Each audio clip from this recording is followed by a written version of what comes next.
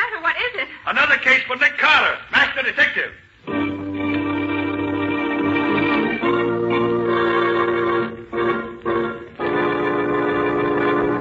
Yes, it's another case for that most famous of all manhunters, the detective whose ability at solving crime is unequaled in the history of detective fiction. Nick Carter, Master Detective.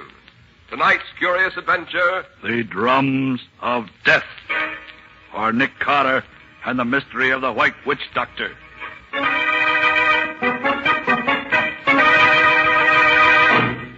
And so, gentlemen, you will find enclosed a complete dossier on the criminal in question, plus all the evidence needed for a conviction.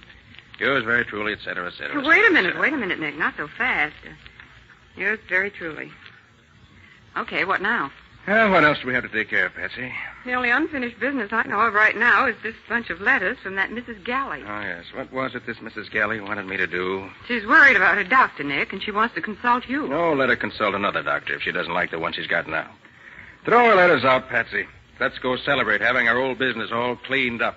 Well, I would, Nick, except that the letter we got from her today throws a new light on her problem. Oh, what did she have to say today that was so vital? She says she's afraid of her doctor. Afraid of him? Oh, Mrs. Gley's that old, wealthy dowager I met at somebody's tea a few weeks ago, isn't she? That's who she is, and she's probably a crotchety old hypochondriac whose hobby is doctors. That isn't it. And now that she's seen every physician in town, she wants to start in collecting detectives. Does she say why she's afraid of whatever doctor she's going to now? Yes, she does, Nick. She says he's a witch doctor.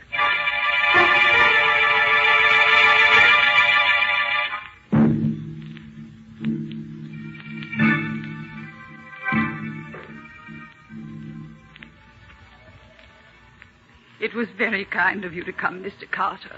I hoped you would. I confess I wasn't too eager, Mrs. Gley, until Miss Bowen told me about your last letter.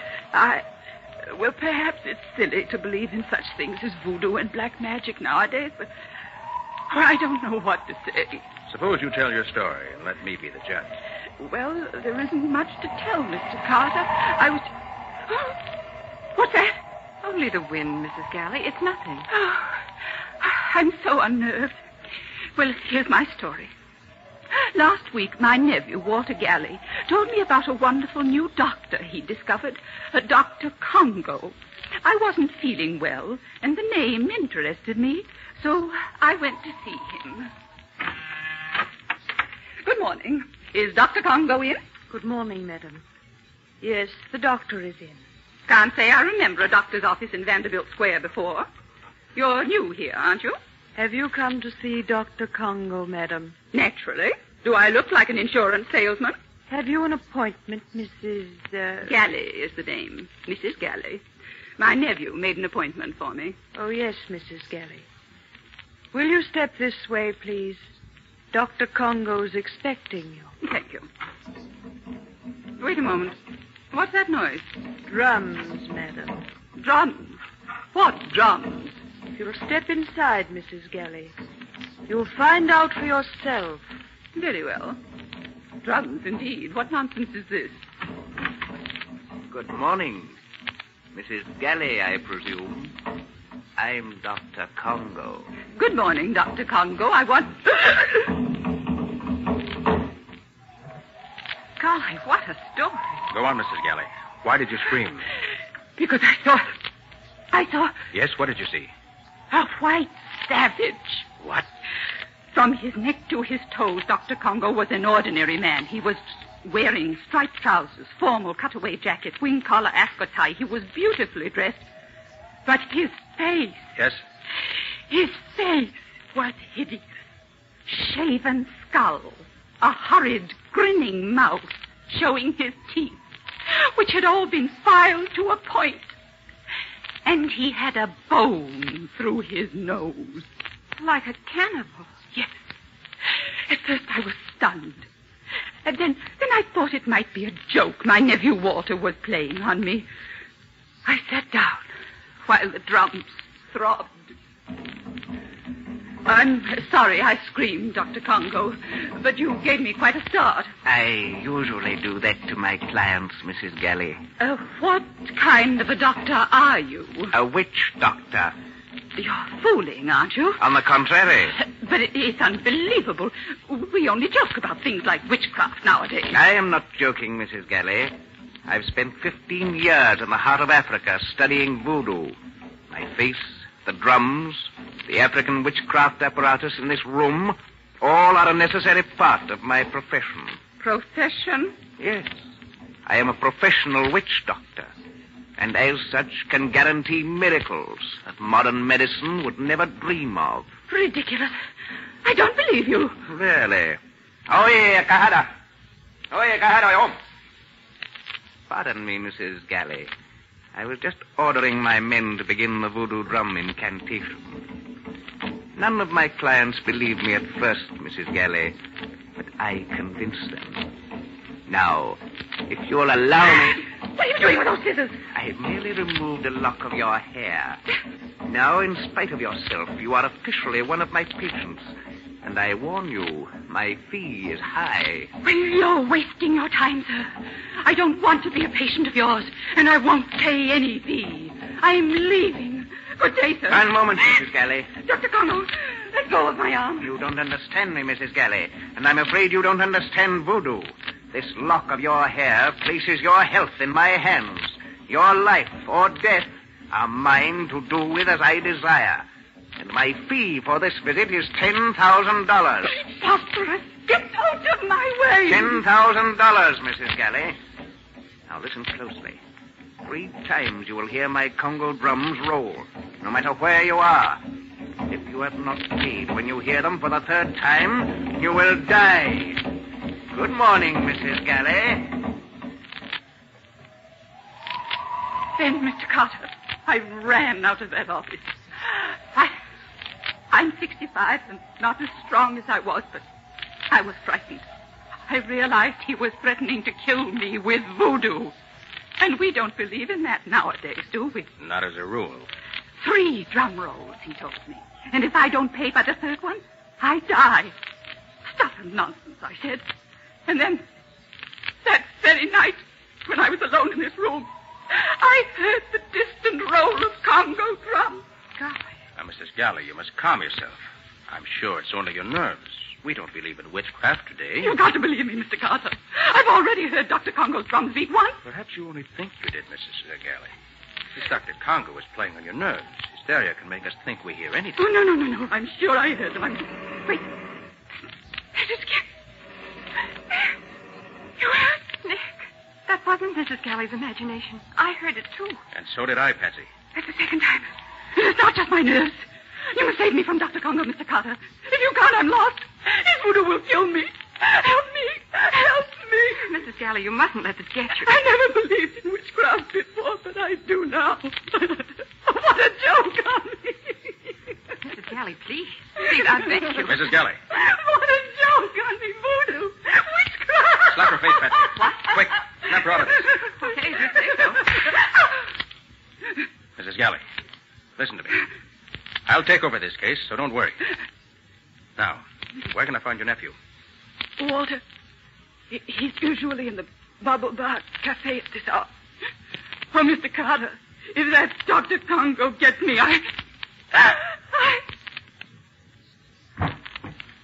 Nick, she's fainted. Call her maid and tell her to put her to bed.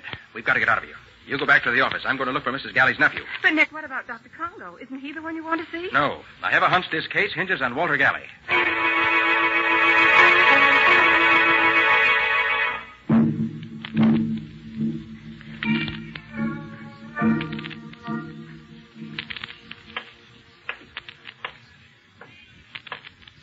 This Bubble Bar Cafe is a pretty tough-looking dive for a place with such a fancy name.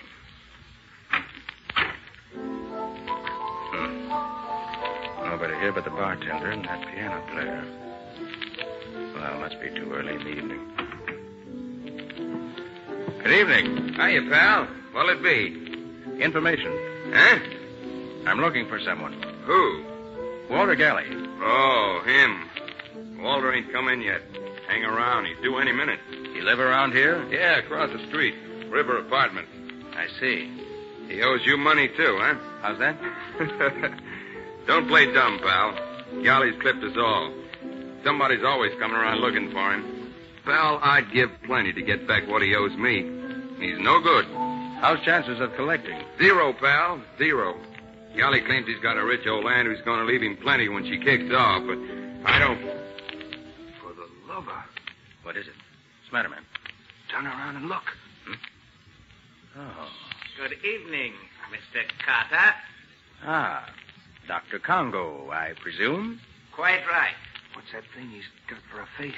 Don't you find it inconvenient walking around wearing a bone through your nose, Dr. Congo? No, Mr. Carter, I don't. It's my business. And what's your business with me? You see this African spear I'm carrying? Yes? I'm going to present it to you. And why? Merely as a warning, my impulsive friend. A warning? Yes, a warning.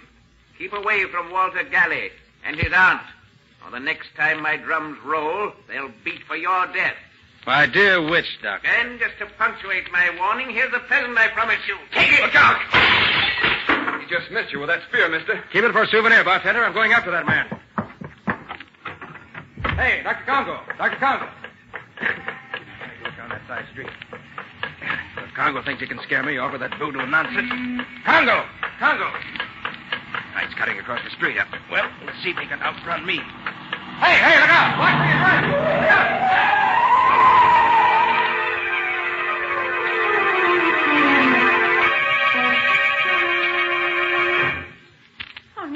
Nick, are you all right? Oh. Nick. Oh, what happened, huh? Oh, yes, I remember it now. Oh, is that you, Patsy? It's me, all right.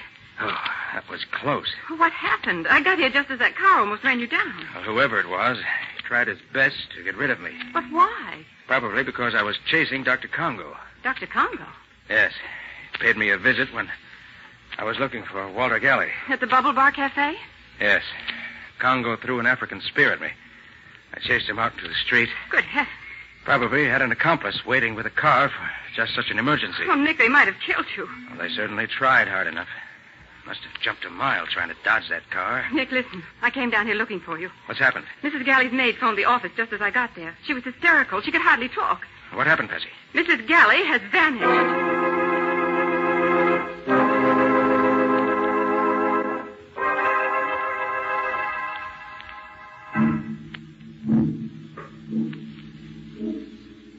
Carter, I'm so glad you came. Mrs. Gley has disappeared. How do you mean, Mrs. Galley disappeared? She was spirited away, monsieur, by witchcraft. It's horrible. She simply vanished. When did you see Mrs. Galley last? After you leave, I put her to bed. She has the hysteria, you remember? Yes, I remember. She does not rest. She cannot sleep. She screams and laughs, so I tell her I will get her the oatmeal. And? I'm in the kitchen. When I hear her scream upstairs and... Then of a sudden, she does not scream. She is, how you say, cut off. I enter the bedroom and... And what? You must look for yourself, monsieur. I do not go into this room again. All right. Where is it? I know. Come on. Okay. Oh, Nick, do you really think Dr. Congo made Mrs. Galley vanish? I don't know what to think yet. But those voodoo drums. We heard them when we were here before. Yes, we heard them. Is this the bedroom? Yes. The room looks all right. Nothing upset. No sign of a struggle. Nick. What? Look, on the bed. The bed? Oh. What is it, Nick? Looks like dust. Dust forming the outline of a human figure. Oh. If there's any truth in voodoo, Patsy, that's what's left of Mrs. Galley. Oh, Nick, this is awful. Now, steady, Patsy, steady. But this must be real witchcraft, Nick. No human agency could do this to Mrs. Galley. The drum. The Congo drum. Oh, let's get out of here. If I hear those drums again, I'll scream. They're horrible. You better get ready to hear plenty more, Patsy. Right now, we're going to pay a visit to Dr. Congo.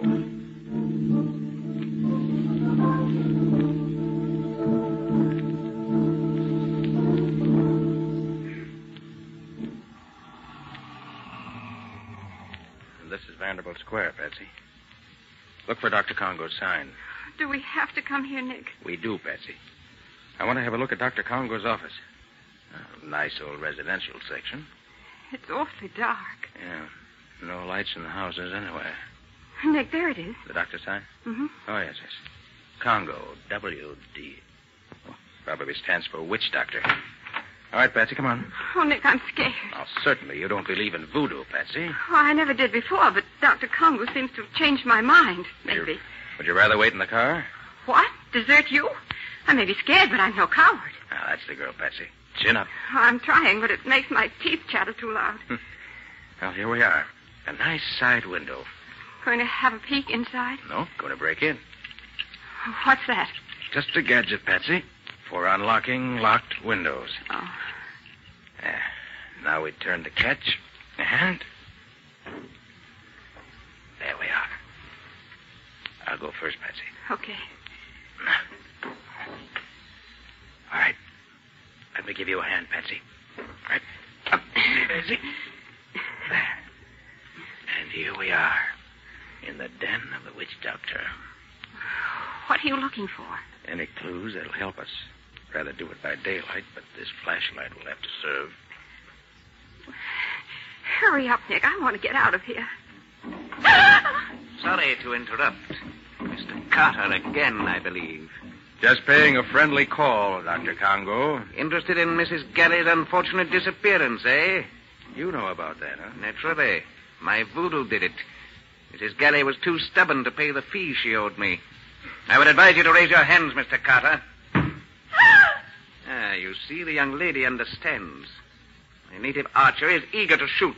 He'll not miss next time. What do you want, Congo? I thought it was obvious. Money. And I'm going to get it in spite of you. Because unfortunately, you're helpless, Carter. You cannot fight my voodoo, and no law court will convict me of murder by witchcraft.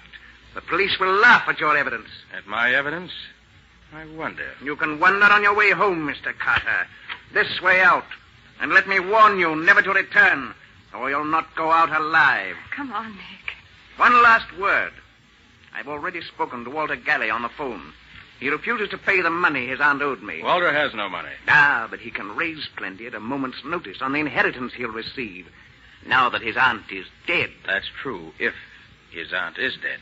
You had better use your influence on him, if you have any, and persuade him to pay before it's too late. Another threat, Dr. Congo? Listen, Mr. Carter. I do not make empty threats. You've already seen the power of my voodoo in the case of Mrs. Gley. And I'm not joking now. My black magic is already cutting away Walter Gley's life. Unless he agrees to pay what I ask, in a very short time, he too will rot to dust. Good night, Mr. Carter. Nick, I can't believe it. He let us go alive. Yes, Patsy. This time, Congo overplayed his hand, and I believe a visit to Walter Gley's apartment will prove it.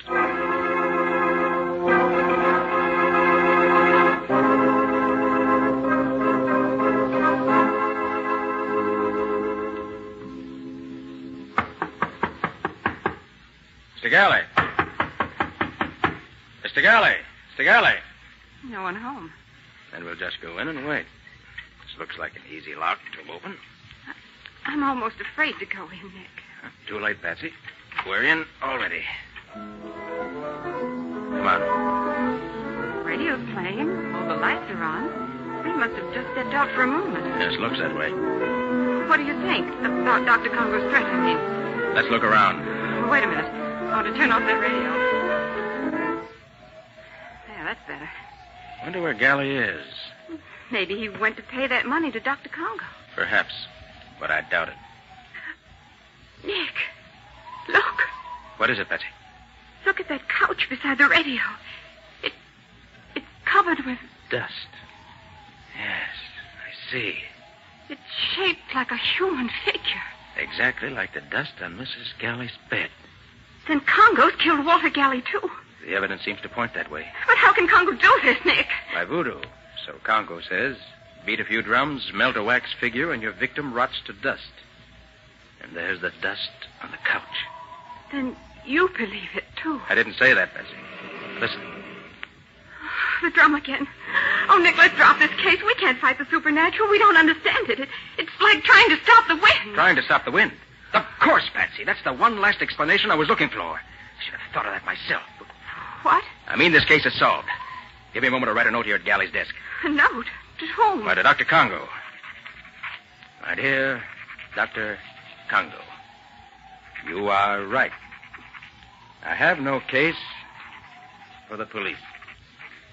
I have just discovered that both your victims committed suicide.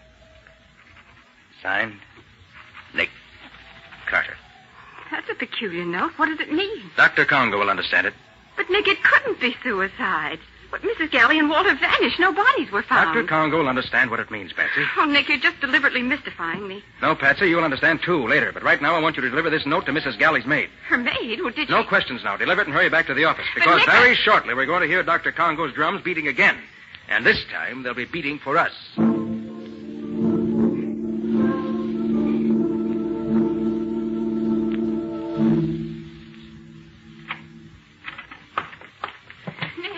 Nick. Over here, Patsy.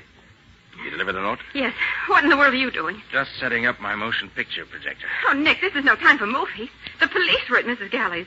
News about her disappearance is getting around. Why, I understand the whole social set's going crazy. That's exactly what Congo wants. If you fail on this case, Nick, everyone will be afraid not to pay Congo. As I said, that's exactly what Congo wants.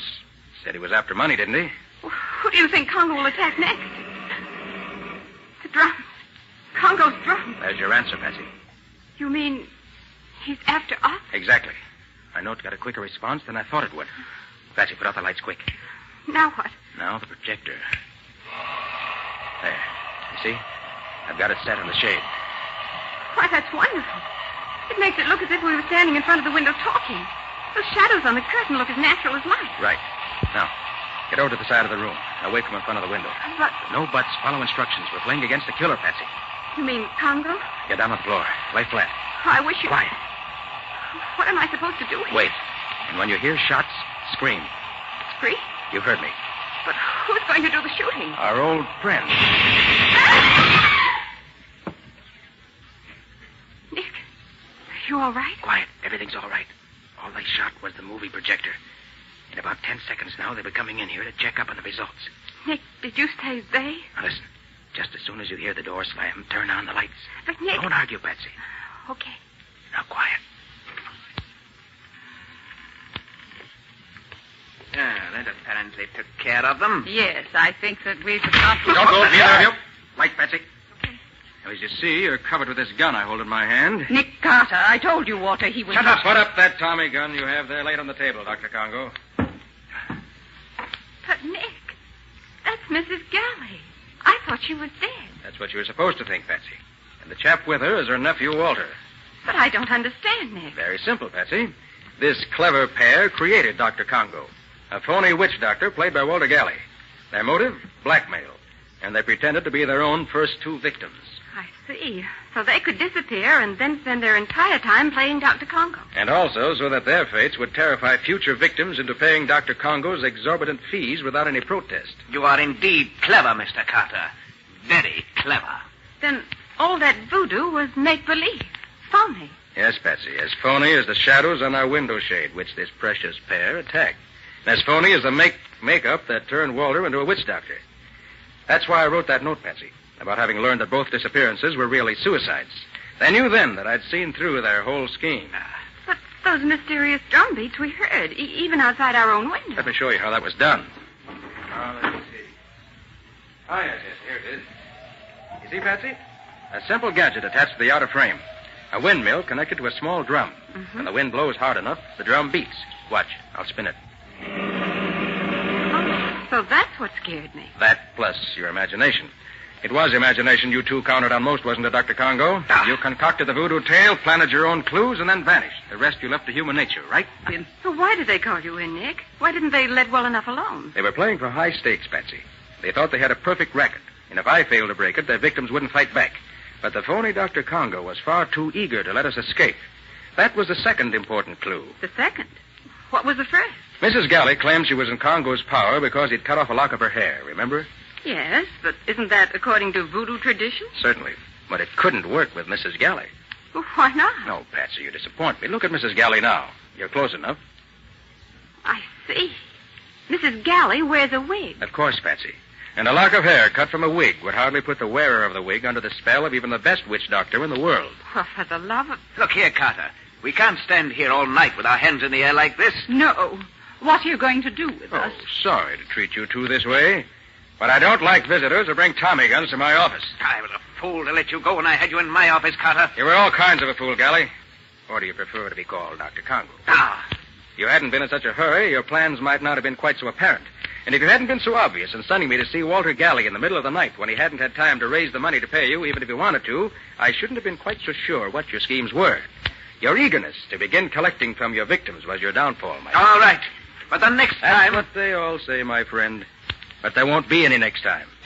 Nick Carter plays for keeps.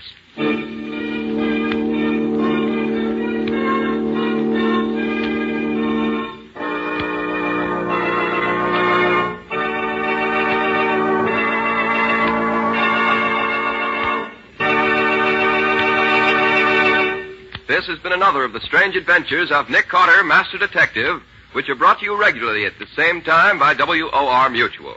And now Philip Clark, who played Dr. Congo in our story tonight, has a message from our government that I want you all to hear. Go ahead, Phil. A friend of mine asked me the other day, why do we need to save waste paper? And how come the supply of paper is limited? Well, the answer to that is obvious.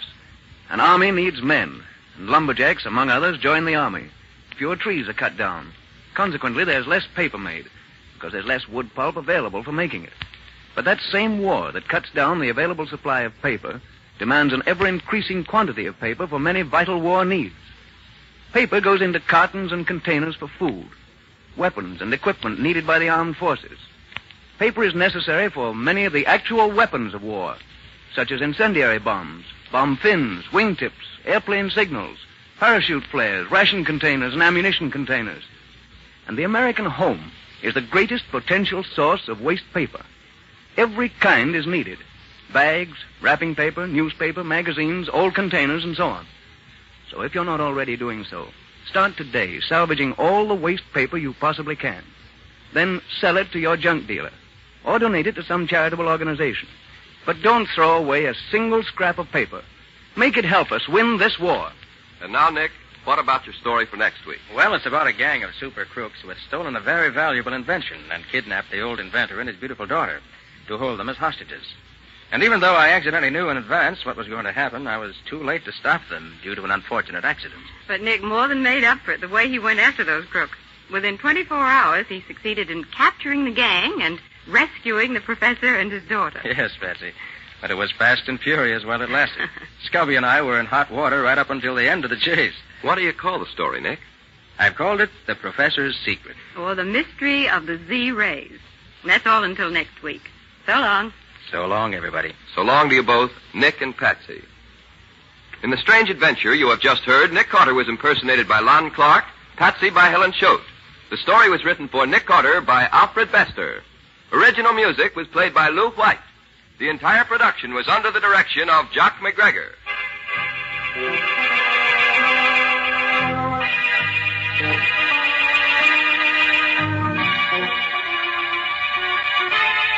Next week at the same time, listen to another curious experience of Nick Carter entitled The Professor's Secret, or Nick Carter and the Mystery of the Z-Rays.